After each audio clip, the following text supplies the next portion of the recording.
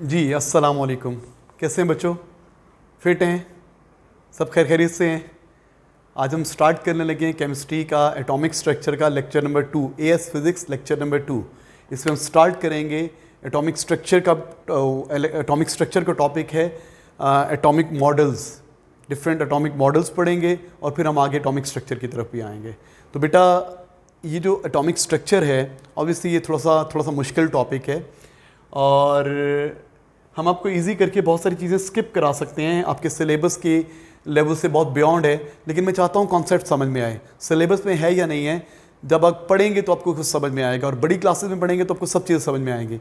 अगर मैं ये चीज़ें स्किप कर देता हूँ ऑब्वियसली काफ़ी सारी चीज़ें जो मैं आपको बताऊँगा वो आपके सिलेबस से बियॉन्ड हैं।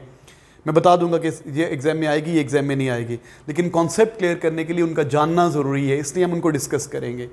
तो हम डिफरेंट मॉडल्स पढ़ेंगे और तो सबसे पहले हम बात करेंगे एटॉमिक मॉडल्स में सबसे पहले हमने वर्ड यूज़ करना है क्वांटम का।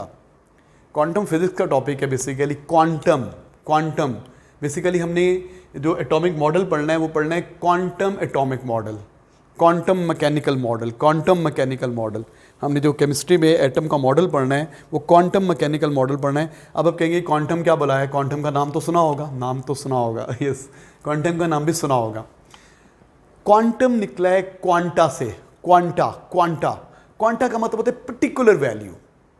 क्वांटम का मतलब होता है पर्टिकुलर वैल्यू। हर वो चीज़ जिसकी पर्टिकुलर वैल्यू है वो क्वांटाइज्ड है, जिसकी हर वैल्यू पॉसिबल नहीं है।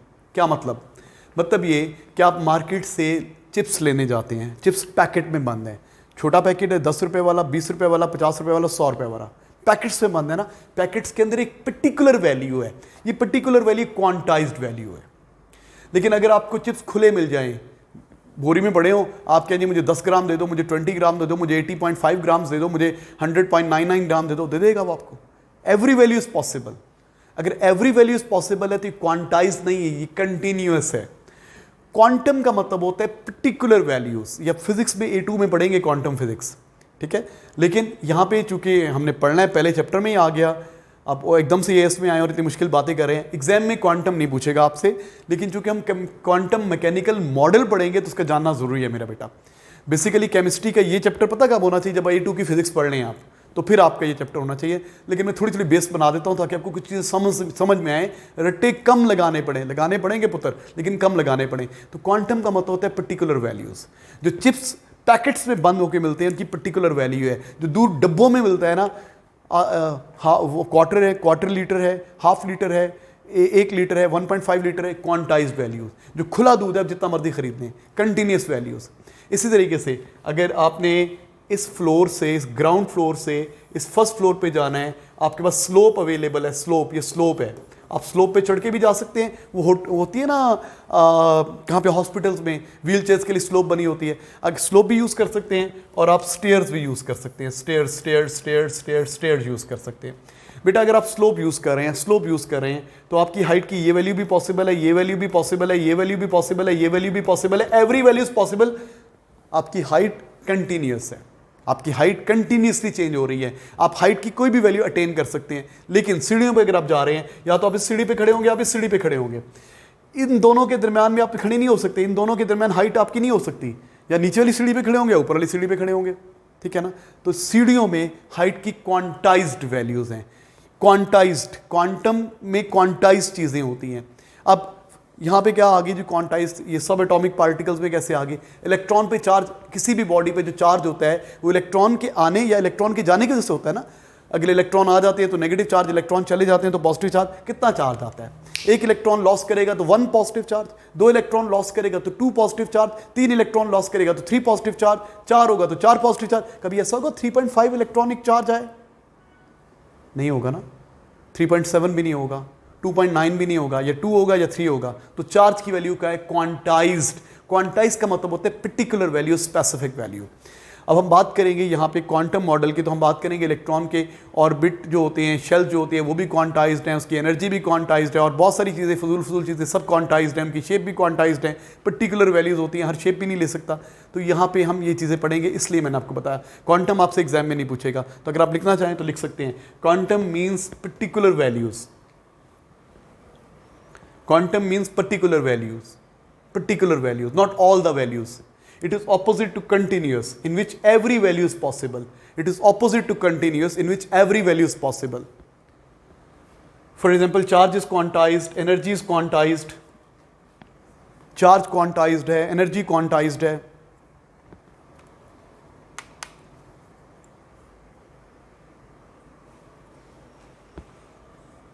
It is opposite to continuous, in which every value is possible.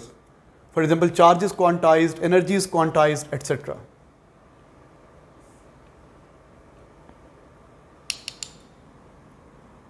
Quantum.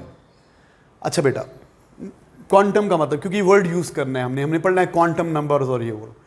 अच्छा बेटा, एटॉमिक मॉडल. जब एटम के बारे में पता चल गया ना, हर चीज़ एटम से मिलके बनी है, तो साइंटिस्ट सोचने पे मजबूर हो गए कि एटम होता कैसा है. तो डिफरेंट साइंटिस्ट ने डिफरेंट मॉडल्स पेश किए. किसी ने कहा एटम जो है स्फेरिकल बिलियल बॉल की तरह का होता है, किसी ने कहा सोलर सिस्टम की तरह होता है, सन के जैसे अराउंड प्लैनेट्स रिवॉल्व कर रहे हैं, न्यूक्लियस के अराउंड इलेक्ट्रॉन रिवॉल्व करते होते हैं. किसी ने कह दिया इलेक्ट्रॉन पार्टिकल ही नहीं है, इलेक्ट्रॉन वेव है. ठीक है. फिर किसी ने कह दिया कि इलेक्ट्रॉन को आप एक जगह पे आप इलेक्ट्रॉन को डिटेक्ट 100% एक्यूरेसी से नहीं कर सकते. अगर उसके पोजीशन एक्चुअली फाइंड आउट करेंगे तो उसकी एनर्जी में अनसर्टेनिटी आ जाएगी. उसकी एनर्जी और पोजीशन को इकट्ठे मतलब एक्यूरेटली फाइंड आउट नहीं कर सकते. इसकी पोजीशन और एनर्जी में अनसर्टेनिटी है इलेक्ट्रॉन के. डिफरेंट मॉडल्स आते रहे, डिफरेंट, बड़े मुश्किल. ये आप एमएससी केमिस्ट्री या एमएससी फिजिक्स तक पढ़ते रहेंगे. ठीक है. तो सबसे पहले चले मैं थोड़ा बता देता हूँ आपके हर के बारे में, just for your knowledge. Exam में नहीं पूछेगा वो आपसे, लेकिन जस्ट फॉर योर नॉलेज पता होना चाहिए. तो सबसे पहले क्या आया जी, 1897 में थॉमसन मॉडल आया. थॉमसन मॉडल ने कहा कि एटम जो होता है ना पॉजिटिव मैटर होता है, और उसके ऊपर प्लम पुडिंग मॉडल भी कहते हैं. उस पर जो इलेक्ट्रॉन है वो एम्बेडेड होता है. जैसे पुडिंग के ऊपर एक प्लम रख दें, plum pudding model, atom positive matter है, इलेक्ट्रॉन उस पर एम्बेडेड है. थॉमसन मॉडल आया. थॉमसन मॉडल 1897 में जब इलेक्ट्रॉन डिस्कवर हुई, ये बात हुई. उसके बाद जी Rutherford experiment, thin gold foil experiment. O levels में पढ़ा था ना आपने फिजिक्स में कि अल्फा पार्टिकल बम्बार्ड के थिन गोल्ड फॉइल में, ज़्यादातर अल्फा पार्टिकल स्ट्रेट चले गए. उन्होंने प्रूव किया एटम अंदर से खाली है, कुछ बाउंस बैक हुए. उन्होंने प्रूव किया कि एटम के अंदर एक सॉलिड मैसिव चार्ज बॉडी है जो अल्फा पार्टिकल को वापस भेज देती है. वो न्यूक्लियस का नाम दिया उसने. तो न्यूक्लियस डिस्कवर हुआ, और इसने कौन सा मॉडल पेश किया, सोलर सिस्टम मॉडल पेश किया. इसने कहा रदरफोर्ड ने कि न्यूक्लियस के अराउंड इलेक्ट्रॉन रिवॉल्व कर रहे हैं जैसे सन के अराउंड प्लैनेट्स रिवॉल्व कर रहे हैं. अच्छा बेटा, फिर इसके बाद ये चार्ज डिस्कवर हुआ. चार्ज, इलेक्ट्रॉनिक चार्ज की वैल्यू, एक साइंटिस्ट था मिलिकन, इसने बताया कि इलेक्ट्रॉन पे चार्ज की वैल्यू कितनी होती है. इस तरह ये डिस्कवरीज होती गई एटम में. फिर बोहर एटॉमिक मॉडल आया. बोहर एटॉमिक मॉडल ये आया कि इलेक्ट्रॉन ऑर्बिट्स में नहीं, पर्टिकुलर शेल्स में रिवॉल्व कर रहा होता है. न्यूक्लियस के अराउंड शेल्स होते हैं. क्वेश्चन ये आया था रदरफोर्ड का कि सन की तरह, सन के अराउंड जैसे प्लैनेट्स रिवॉल्व कर रहे हैं, अगर इलेक्ट्रॉन्स रिवॉल्व करेंगे तो इलेक्ट्रॉन चार्ज पार्टिकल हैं. जब भी चार्ज पार्टिकल सर्कल में मूव कर रहे हैं तो मतलब वो एक्सेलरेट कर रहा है, उसकी डायरेक्शन चेंज हो रही है ना. जब डायरेक्शन चेंज हो रही होती है तो वेलोसिटी चेंज हो रही है, वेलोसिटी चेंज हो रही है तो बॉडी एक्सेलरेट कर रही है. वेक्टर्स पता है ना आप लोगों को, जब वेक्टर एक ही डायरेक्शन में जा रहा होता है, उसकी स्पीड भी कांस्टेंट है, डायरेक्शन भी एक है, तो वेलोसिटी कांस्टेंट है. Velocity is a vector quantity. अगर बॉडी घूम रही है तो उसकी डायरेक्शन ऑफ मोशन चेंज हो रही है.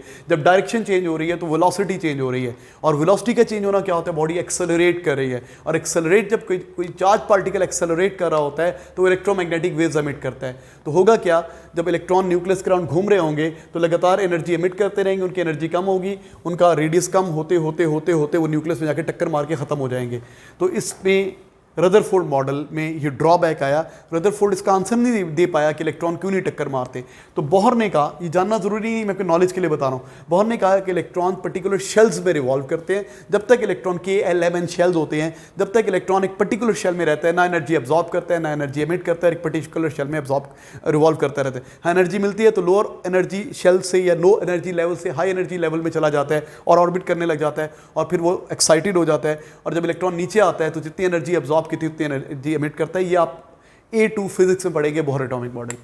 अच्छा बेटा, नील बोहर 1930 में आया. अच्छा, इसके बाद इसकी हेल्प की डी ब्रॉगले ने कहा इलेक्ट्रॉन जो शेल में रिवॉल्व कर रहे हैं, बेसिकली इलेक्ट्रॉन पार्टिकल है ही नहीं, वो वेव हैं, स्टेशनरी वेव्स हैं. इलेक्ट्रॉन स्टेशनरी वेव्स हैं और वेव्स की तरह रिवॉल्व कर रहे हैं. ये आपको समझ में नहीं आएगा, बस इलेक्ट्रॉन वेव हैं. असल में बात ये आई थी कि लाइट पार्टिकल भी है, वेव भी है.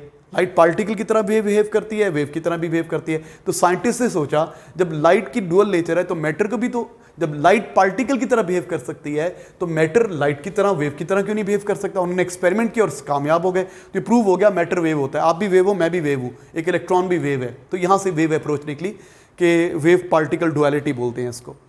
तो बहरहाल फिर ये डी ब्रॉगले ने कहा कि इलेक्ट्रॉन वेव होता है। फिर श्रोडिंगर साहब आए, उन्होंने उस वेव की इक्वेशन बता दी। श्रोडिंगर एक बहुत बड़ा साइंटिस्ट था, उसने एक वेव इक्वेशन बता दी कि इलेक्ट्रॉन वेव है, उसकी ये वेव इक्वेशन है। उसका फ़ायदा क्या हुआ? उस वेव इक्वेशन से हम इलेक्ट्रॉन की पोजीशन बता सकते हैं 3 पैरामीटर्स बता के। उसको सॉल्व करें ना श्रोडिंगर। देखो सबसे पहले वेव की बात की डी ब्रॉगले ने, इलेक्ट्रॉन वेव है। इलेक्ट्रॉन वेव है तो उसकी पोजीशन तो नहीं आप डिटरमिन कर सकते, वेव की क्या पोजीशन होती है? कोई भी नहीं होती। तो फिर श्रोडिंगर ने एक वेव इक्वेशन बनाई, बड़ी मुश्किल सी है, बड़ी कॉम्प्लेक्स सी है। उस इक्वेशन को अगर हम सॉल्व करें ना, हमारे पास 3 क्वांटम नंबर्स आते हैं। क्वांटम नंबर्स यहाँ पे यूज़ करते हैं, 3 क्वांटम नंबर्स आते हैं। उस इक्वेशन का जो सोल्यूशन के 3 क्वांटम नंबर्स आते हैं, उसको यूज़ करते हुए हम इलेक्ट्रॉन की पोजीशन बता सकते हैं।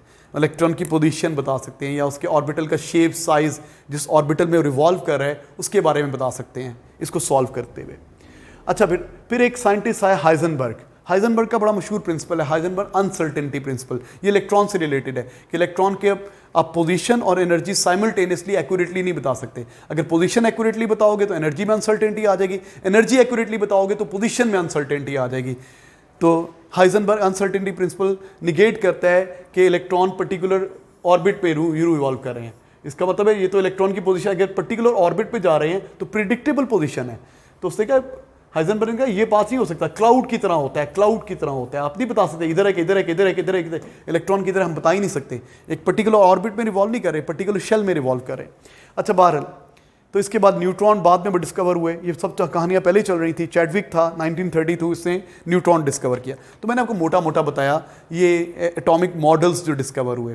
बेटा ये मैं आपकी बेस बना रहा हूँ आपको समझाने के लिए। ये जो टर्म्स हम यूज़ करेंगे आपको रट्टा याद कम करनी चाहिए, चीज़ें पढ़ें, थोड़ा कॉन्सेप्ट होगा तो समझ में आ जाएगा। और बड़ी क्लासेस में तो आपने ये पढ़ना ही पढ़ना है। तो डी ब्रॉगले और हाइजेनबर्ग ने क्या प्रपोज किया? Quantum mechanical model. We state that electron is a probability wave. Electron wave है, प्रोबेबिलिटी वेव है। We can not tell the exact position of electron. Electron की एग्जैक्ट पोजीशन नहीं बता सकते, इसके पाए जाने की प्रोबेबिलिटी बता सकते हैं। प्रोबेबिलिटी होती है इलेक्ट्रॉन क्योंकि पार्टिकल ही नहीं है तो उसकी पोजीशन कैसे बताएंगे? तो इस तरह की कहानियाँ थी सारी। ये डिफरेंट मॉडल्स चले। अच्छा, इसको ज़रा देखना चाहें, विजुलाइज करना चाहें तो कर लें। ये क्या है?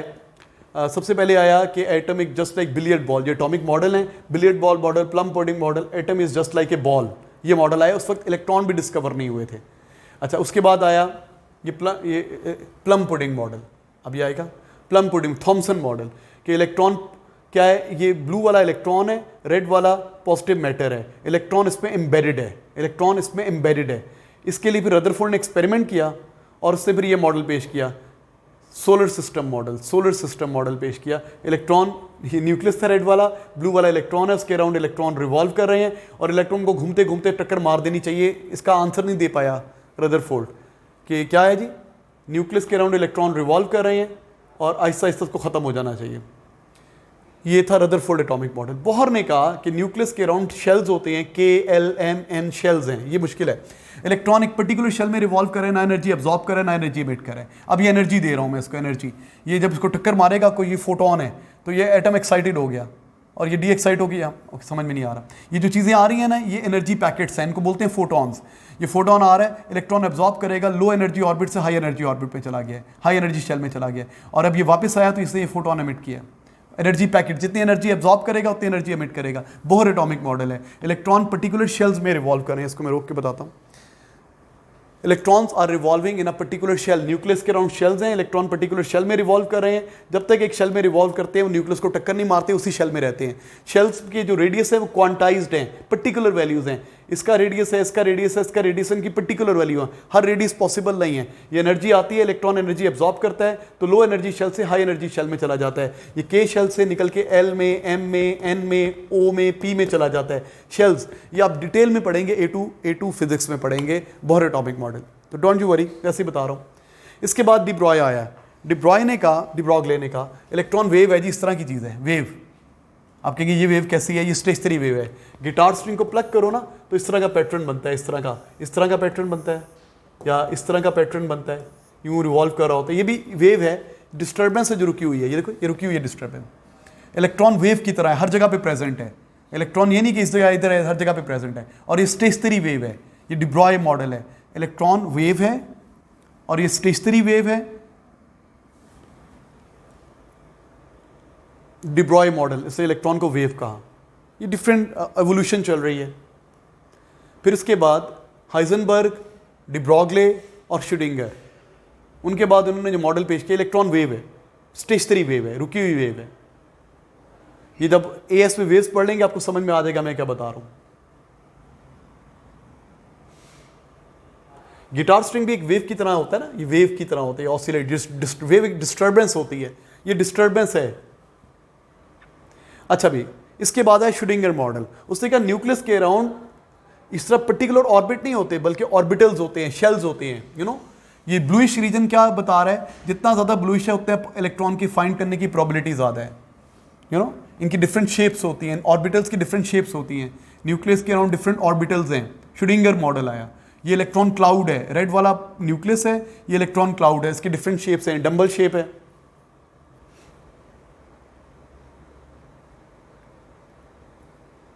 ये एटॉमिक मॉडल्स आए हैं, डिफरेंट एटॉमिक मॉडल्स। आजकल हम अब आप ये जो श्रोडिंगर मॉडल है ये हम एमएससी फिजिक्स में पढ़ते हैं, और अब आपको ये चीज़ें आती होंगी तो ये आपको समझ में आएगा। ये मुश्किल है थोड़ा सा concept.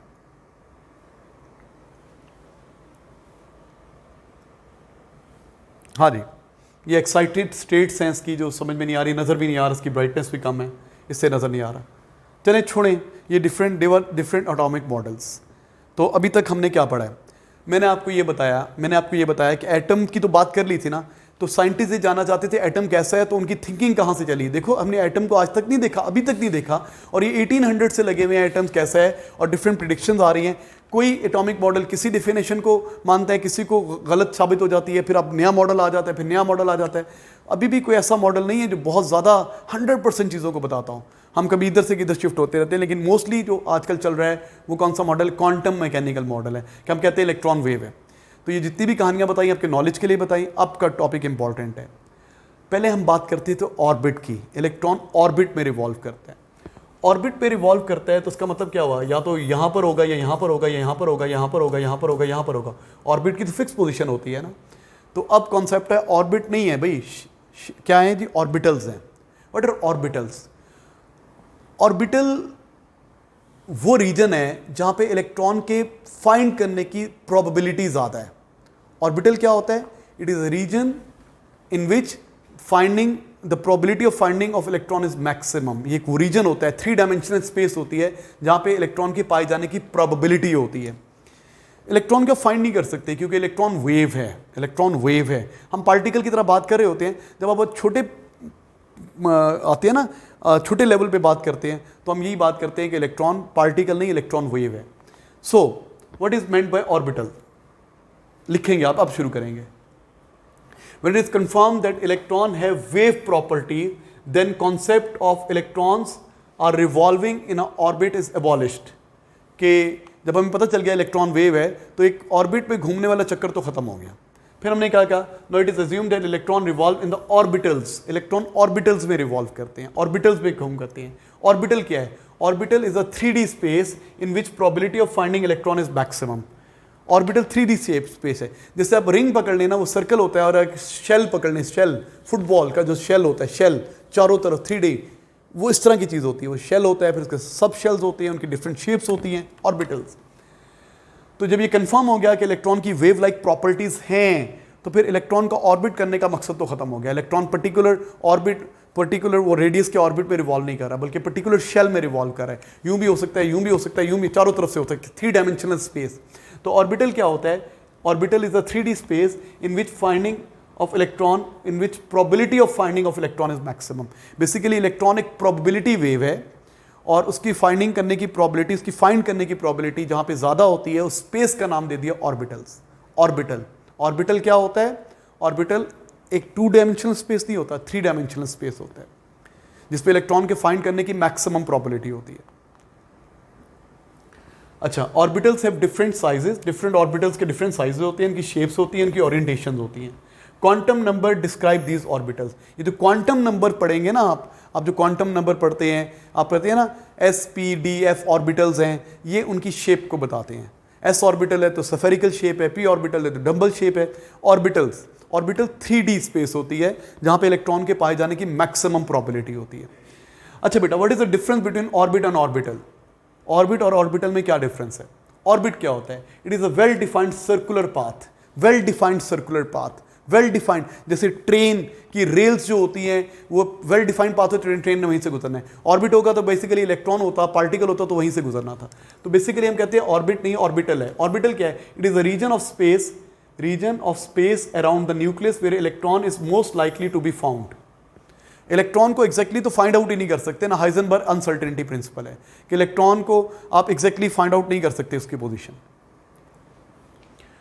Orbit well defined path होता है, ये लिखेंगे आप। It is a region of space around the nucleus where electron is most likely to be found. Orbit और ऑर्बिटल, पहले एक कॉन्सेप्ट में हम पुरानी क्लासेस में ऑर्बिट्स की बात करते थे, अब हम ऑर्बिटल्स की बात करेंगे और ऑर्बिटल का डिटेल में कॉन्सेप्ट पढ़ेंगे। ऑर्बिट क्या बताता है? It represent the planar motion, 2 dimensional motion. It represent the 3 dimensional motion. Orbit क्या बताता है? 2D मोशन बताता है, 2 डायमेंशन में मूव कर रहा है, एक्स एक्सिस के अलॉन्ग, वाई एक्सिस के अलॉन्ग। ऑर्बिटल क्या होता है? शेल होता है, ऑल अराउंड 3 डायमेंशन। लिख लें आप, it represent the 3 dimensional motion of an electron.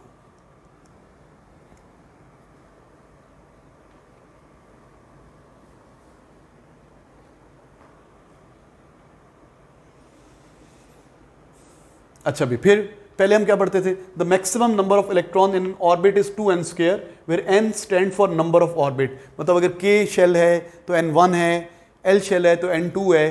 तो हम कहते थे एक ऑर्बिट पे maximum number of electron 2n square होते हैं, एक ऑर्बिट में होते हैं। लेकिन ऑर्बिटल में कितने इलेक्ट्रॉन होते हैं? मैक्सिमम 2 हो सकते हैं। एक ऑर्बिटल में मैक्सिमम इलेक्ट्रॉन कितने हो सकते हैं? 2। Orbital can not accommodate more than 2 electrons. और 2 इलेक्ट्रॉन्स भी होते हैं विद ऑपोजिट स्पिन, हम बात करेंगे इसकी। एक ऑर्बिटल में 2 इलेक्ट्रॉन हो सकते हैं, उनकी स्पिन ऑपोजिट होती है।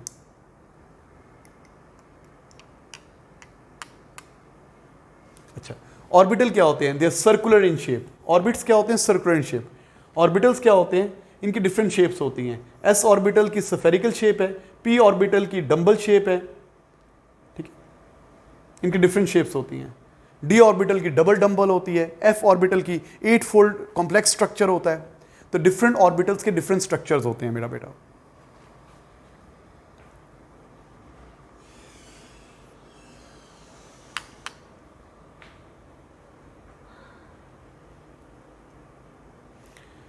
अच्छा भी, orbitals are non directional in character. Orbits are non directional in character, hence they can not explain the shape of molecules.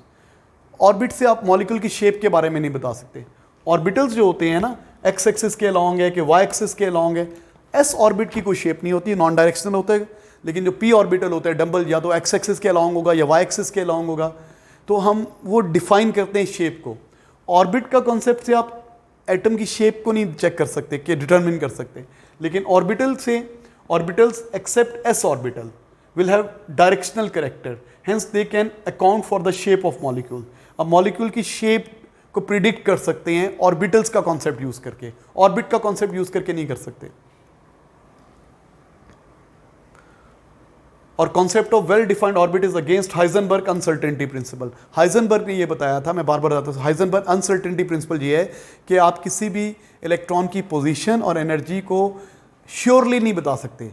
आप उसकी पोजीशन को एग्जैक्टली नहीं बता सकते। पोजीशन में भी अनसर्टेनिटी है, उसकी एनर्जी में भी अनसर्टेनिटी है, तो होती है। अगर एक चीज़ को श्योर करोगे तो दूसरी ज़्यादा अनसर्टेन हो जाएगी। हाइजेनबर्ग अनसर्टेनिटी प्रिंसिपल के निगेट करता है। अगर हम कहूँ कि इलेक्ट्रॉन इस पाथ पे जा रहा है तो ये तो डिफाइन हो गया, पक्का इसी पाथ पे जाएगा, तो आपको पोजीशन पता चल गई। असल में ऐसा नहीं है, यहाँ भी हो सकता है, इस तरह भी हो सकता है, इस तरह शेल लाइक हो सकता है।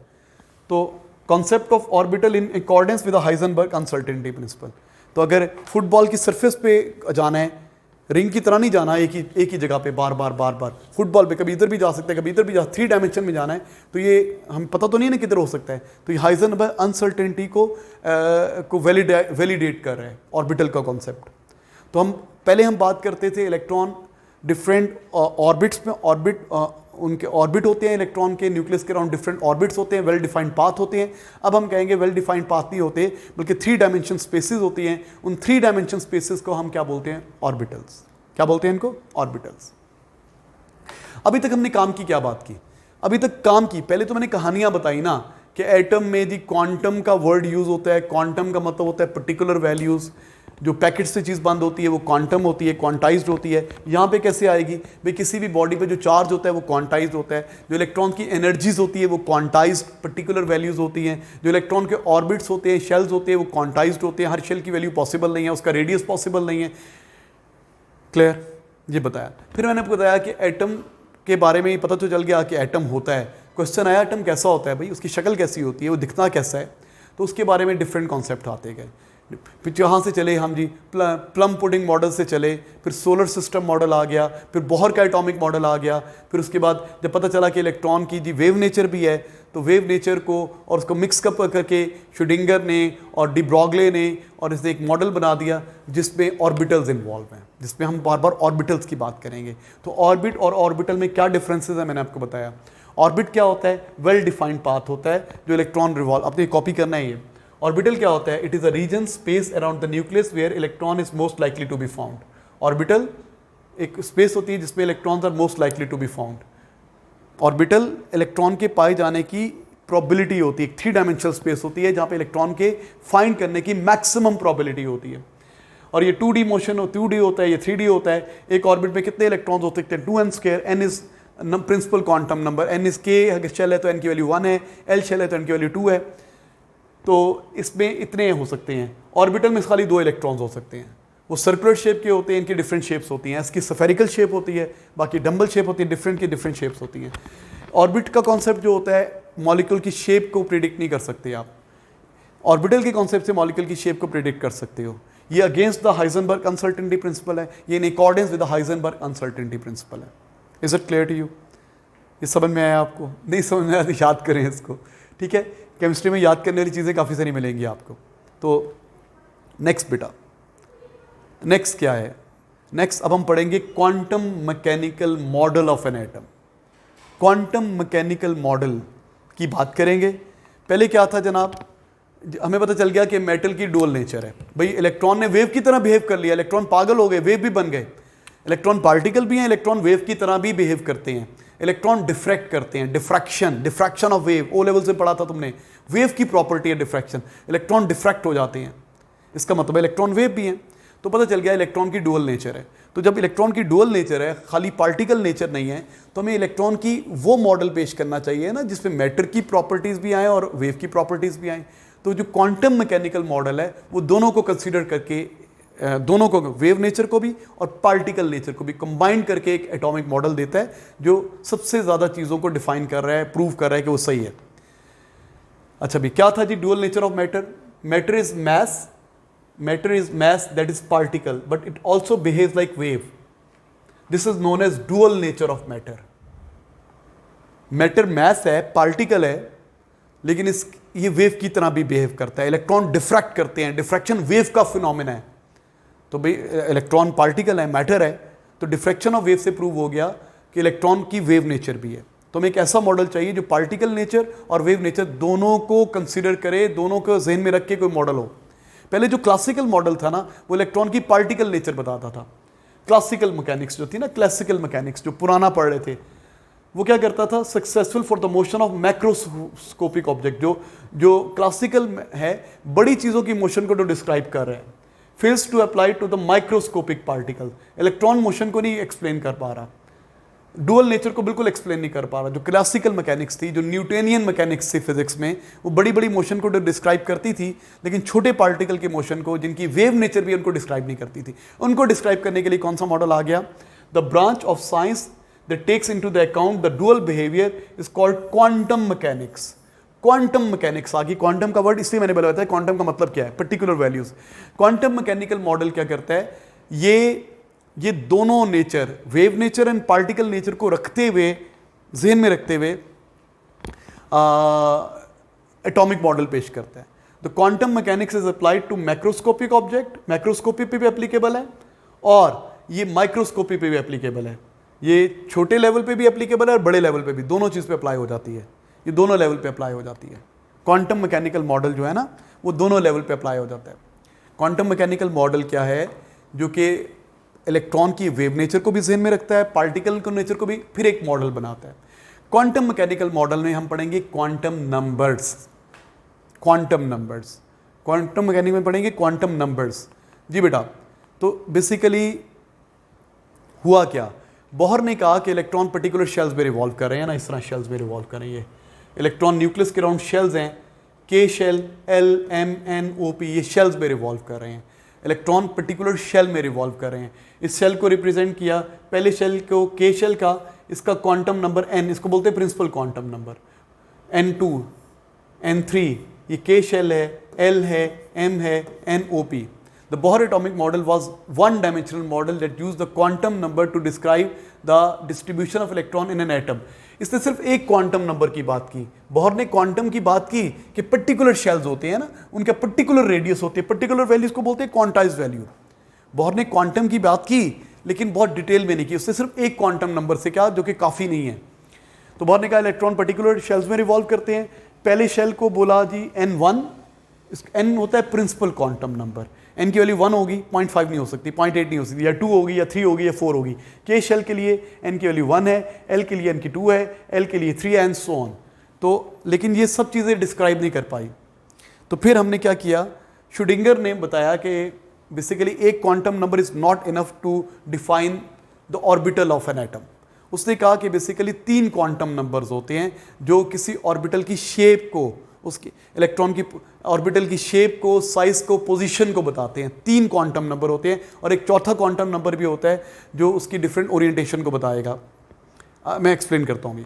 देखो, शुडिंगर ने कहा, एक साइंटिस्ट था, अब हम क्वांटम नंबर की बात कर रहे हैं। क्वांटम मैकेनिकल मॉडल में क्वांटम नंबर्स आएंगे। क्वांटम का नंबर मतलब होता है particular values. Bohr atomic model ने एक क्वांटम नंबर को डिफाइन किया, प्रिंसिपल क्वांटम नंबर के शेल्स होते हैं। पहले शेल को उसने बोला के शेल, के शेल के लिए n is principal quantum number, उसकी वैल्यू 1 है। अगले शेल के लिए l के लिए प्रिंसिपल क्वांटम नंबर की वैल्यू 2 है, एंड सो ऑन। शुडिंगर ने कहा कि rather than travelling along a definite path, a particle is distributed through a space like a wave। ये जानना जरूरी नहीं है, वैसी कहानी है। Schrödinger proposed an electron wave equation। The solution of this equation gives the values of 3 variables। जी अब जरा सुनिए, हमने कहा इलेक्ट्रॉन वेव है, इलेक्ट्रॉन वेव है। अगर इलेक्ट्रॉन वेव है तो एक फिक्स जगह पे नहीं होता, वो हर जगह पे डिस्ट्रीब्यूटेड है, वेव की तरह हर जगह पे डिस्ट्रीब्यूटेड है। उसके एक्सप्लेन करने के लिए शुडिंगर एक साइंटिस्ट था, उसने एक वेव इक्वेशन बनाई, शुडिंगर वेव इक्वेशन। जब उस इक्वेशन को सॉल्व करते हैं तो 3 वेरिएबल्स आते हैं, 3 वेरिएबल्स आते हैं। वो 3 वेरिएबल्स क्या बताते हैं, ऑर्बिटल का साइज, ऑर्बिटल की ओरिएंटेशन, और ऑर्बिटल का एक और चीज़ होती है shape, size and orientation. 3 variables आते हैं। इसको जब सॉल्व करते हैं, एक n आता है, एक l आता है, एक m आता है। n, l, m 3 quantum numbers होते हैं। जब हम शुडिंगर वेव को सॉल्व करते हैं तो 3 वेरिएबल्स का आंसर मिलता है हमें, n का, l का, m का, ये 3 क्वांटम नंबर है। n होता है प्रिंसिपल क्वांटम नंबर जो बोहर ने भी दिया था। n की वैल्यू क्या हो सकती है, 1 2 3 4 5 6 कुछ भी हो सकती है। k शेल है तो n 1 है, ठीक है, l शेल है तो n 2 है, m शेल है तो n 3 है। प्रिंसिपल क्वांटम नंबर, इनकी पर्टिकुलर वैल्यूज होती हैं।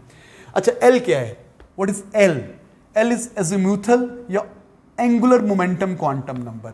इलेक्ट्रॉन क्योंकि घूम रहा है ना, जो चीज़ घूम रही होती है उसके अंदर एंगुलर मोमेंटम भी होता है। मोमेंटम होता है the quantity of motion in an object. जब स्ट्रेट चल रही होती है तो लीनियर मोमेंटम होता है, जब सर्कल में घूम रही होती है तो एंगुलर मोमेंटम होता है। एंगुलर मोमेंटम की भी पर्टिकुलर वैल्यूज होती हैं, उसको रिप्रेजेंट किया m से, सॉरी l से, l एंगुलर मोमेंटम, ये भी क्वांटम नंबर है। l की वैल्यू पता कितनी होती है, l की वैल्यू n से कम होती है, 0 से लेके n-1 तक होती है, हम बात करेंगे। इसकी भी फिक्स वैल्यूज होती हैं बेटा। n प्रिंसिपल क्वांटम नंबर है, क्वांटम नंबर का मतलब होता है पर्टिकुलर वैल्यू। n की वैल्यू क्या होती है, 1 2 3 4 5 6 7 8 कुछ भी हो सकती है। l क्या होता है, angular momentum quantum number, azimuthal quantum number. Quantum number is involve है, क्वांटम नंबर की फिक्स वैल्यूज होती हैं। एक इलेक्ट्रॉन का जो एंगुलर मोमेंटम है वो क्वांटाइज्ड है, पर्टिकुलर वैल्यूज होती हैं। l की वैल्यूज पता कितनी होती है, 0 से लेके n-1 तक, हम बात करेंगे। तीसरा होता है magnetic quantum number. Magnetic quantum number की भी पर्टिकुलर, इसके बेटा घूमने से एक मैग्नेटिक, जब भी कोई चार्ज पार्टिकल घूमता है ना, उसके घूमने से एक मैग्नेटिक फील्ड प्रोड्यूस होता है, तो उसका एक मैग्नेटिक क्वांटम नंबर भी होता है। मैग्नेटिक फील्ड की भी पर्टिकुलर वैल्यूज होती हैं, ठीक है, ये पर्टिकुलर वैल्यू। तो 3 क्वांटम नंबर्स हैं, N, L, M, और एक और होता है स्पिन क्वांटम नंबर। इलेक्ट्रॉन घूम भी रहा है और स्पिन भी कर रहा है, स्पिनिंग की वजह से भी मैग्नेटिक फील्ड चेंज होता है। इसकी भी 2 वैल्यूज होती हैं, तो क्लॉकवाइज स्पिन कर रहा होगा या एंटी क्लॉकवाइज स्पिन कर रहा होगा, तो इसकी भी 2 वैल्यूज होती हैं। तो क्वांटम नंबर्स का मतलब होता है फिक्स वैल्यूज। किसी भी ऑर्बिटल की साइज, शेप, ओरिएंटेशन और उसका स्पिन बताने के लिए वी नीड 4 क्वांटम नंबर्स, हमें 4 क्वांटम नंबर्स चाहिए, N, L, M, S। तो ये आए कहाँ से, जरा सीक्वेंस बनाते हैं। देखो एटम बहुत छोटा होता है, हमने आज तक एटम को नहीं देखा, हमने एटम के बारे में सोचा, प्रपोजल्स दिए, प्रिडिक्शंस दिए, एटम ऐसा होगा। डिफरेंट एक्सपेरिमेंट से कुछ प्रूव हो गई, कुछ प्रूव नहीं हुई। अब ये इवॉल्व करता रहा कॉन्सेप्ट। फाइनली पता चला कि इलेक्ट्रॉन पार्टिकल ही नहीं है, इलेक्ट्रॉन वेव है। जब इलेक्ट्रॉन वेव है तो वो मॉडल जो खाली पार्टिकल नेचर को एक्सप्लेन करेगा वो तो एटम को सही एक्सप्लेन नहीं कर पाएगा। एटम में तो इलेक्ट्रॉन होते हैं, इलेक्ट्रॉन वेव की तरह बिहेव करते हैं। तो हमें एक ऐसा मॉडल चाहिए जो इलेक्ट्रॉन की वेव नेचर को और पार्टिकल नेचर को इंटीग्रेट करके को बनाए। तो वो आ गया क्वांटम मैकेनिकल मॉडल। क्वांटम का मतलब होता है पर्टिकुलर वैल्यूज, क्वांटम का मतलब होता है पर्टिकुलर वैल्यूज। अच्छा, अब हमने बात की कि इलेक्ट्रॉन्स जो रिवॉल्व करें डिफरेंट ऑर्बिटल्स में रिवॉल्व करें। किसी भी ऑर्बिटल की शेप, साइज और उसकी ओरिएंटेशन के लिए हमें 3 क्वांटम नंबर चाहिए। तो श्रोडिंगर एक साइंटिस्ट था, उसने electronic wave equation, electronic probability wave है उसकी वेव इक्वेशन बनाई। बड़ी मुश्किल सी है, बड़ी कॉम्प्लेक्स सी है, आपके सिलेबस पे नहीं है। उसको सॉल्व किया तो 3 वेरिएबल्स आए। ये 3 वेरिएबल्स क्या थे, N, L, M। N क्या होता है, प्रिंसिपल क्वांटम नंबर। L क्या होता है, angular momentum quantum number. M क्या होता है, मैग्नेटिक क्वांटम नंबर। और एक और चौथा भी हम यूज करते हैं, उसको बोलते हैं spin quantum number. Basically 4 quantum numbers होते हैं जो इलेक्ट्रॉन के एड्रेस बताते हैं हमें। 4 क्वांटम नंबर होते हैं जो इलेक्ट्रॉन का एड्रेस बताते हैं मुझे। हम बात करेंगे इसकी, ठीक है। N, L, M ये 4 क्वांटम नंबर हैं जो इलेक्ट्रॉन का एड्रेस बताएंगे। तो N क्या बताएगा, N बताएगा कि N ये बताएगा कि जो इलेक्ट्रॉन जिस शेल में रहता है ना उसका साइज क्या है। इलेक्ट्रॉन ये क्या बताएगा, मैग्नेटिक क्वांटम नंबर ये बताएगा कि उसकी शेप क्या है, उसकी शेप क्या है, जहाँ पे रहता है उसकी शेप क्या है। मैग्नेटिक क्वांटम नंबर ये बताएगा उसकी ओरिएंटेशन क्या है, उसकी ओरिएंटेशन क्या है। और स्पिन ये बताएगा कि क्लॉकवाइज घूम रहा है कि एंटी क्लॉकवाइज घूम। मैं आपको ऐसा समझाता हूँ सीधे सीधे वर्ड्स में। देखो बेटा, अगर मुझे अपना एड्रेस बताना है तो मैं बताऊँगा जी मैं रहता हूँ जी इस्लामाबाद में रहता हूँ, ठीक है, एड्रेस। उसके बाद बताऊंगा जी मैं सवां गार्डन में रहता हूँ, ठीक है। फिर मैं बताऊंगा इस गली नंबर में रहता हूँ, इस गली के इस घर में रहता हूँ। ऐसा एड्रेस होता है ना। वैसे इलेक्ट्रॉन का एक एटम में पाए जाने का एक एड्रेस होता है, जो ये 3 क्वांटम नंबर उसके एड्रेस को डिफाइन करते हैं, ठीक है। सबसे पहले जी प्रिंसिपल क्वांटम नंबर ये बताता है कि इस शेल में है। ये मैग्नेटिक क्वांटम नंबर ये बताता है इस सब शेल में है। और मैग्नेटिक ये क्या एंगुलर मोमेंटम क्वांटम इस सब शेल में है, और ये बताता है इस ऑर्बिटल में है। और फिर एस बताता है कि क्लॉकवाइज स्पिन कर रहा है कि एंटी क्लॉकवाइज स्पिन कर रहा है। ये सब चीज़ें इलेक्ट्रॉन का एड्रेस बताती हैं। आई नो ये चीज़ें आपको समझ में नहीं आई, लेकिन जब मैं नेक्स्ट टाइम बताऊंगा तो आपको ज़्यादा क्लियर हो जाएंगी। तो आज हमने पढ़ा क्वांटम की बात की, तो 4 क्वांटम नंबर्स हैं, principal quantum number, azimuthal quantum number, magnetic quantum number, spin quantum number. Quantum number का मतलब होता है पर्टिकुलर वैल्यूज। क्वांटम नंबर क्या करते हैं, हमें इलेक्ट्रॉन का एड्रेस बताते हैं। इलेक्ट्रॉन चलें, अगर एक घर में भी बंदा रहता है, इस घर में रहता है जी, ठीक है, इस घर के फर्स्ट फ्लोर पे रहता है जी, फर्स्ट फ्लोर के सेकंड कमरे में रहता है जी, तो एक एड्रेस होता है ना। इस तरीके से इलेक्ट्रॉन इस एटम में रहता है, इस एटम के शेल में रहता है। शेल कौन बताएगा, ये बताएगा जी प्रिंसिपल क्वांटम नंबर। उसके बाद ये angular momentum azimuthal quantum number बताएगा इस घर के इस फ्लोर पे रहता है जी। उससे क्या बताएगा, सब शेल बताएगा, शेल के अंदर सब शेल के बारे में बताएगा। फिर ये मैग्नेटिक क्या बताएगा, उसकी ओरिएंटेशन क्या है, कि वो किस जगह पे, वो इस फ्लोर के ऊपर इस साइड पे है कि इस साइड पे है कि इस कमरा किस साइड पर है, ठीक है। और फिर ये श्रोडिंगर वेव का सोल्यूशन नहीं है, लेकिन इलेक्ट्रॉन स्पिन भी कर रहे होते हैं, कोई क्लॉकवाइज स्पिन कर रहे होते हैं, कोई एंटी क्लॉकवाइज स्पिन कर रहे होते हैं, उसके बारे में बताएगा। तो बेटा ये चीज़ हम नेक्स्ट क्लास में डिस्कस करेंगे, आपने परेशान नहीं होना, मैं आपको दोबारा एक्सप्लेन करूंगा तो आपकी चीज़ें समझ में आ जाएंगी। नेक्स्ट क्लास में इंशाल्लाह ये ज़्यादा बेहतर समझ में आ जाएगा। Thank you students.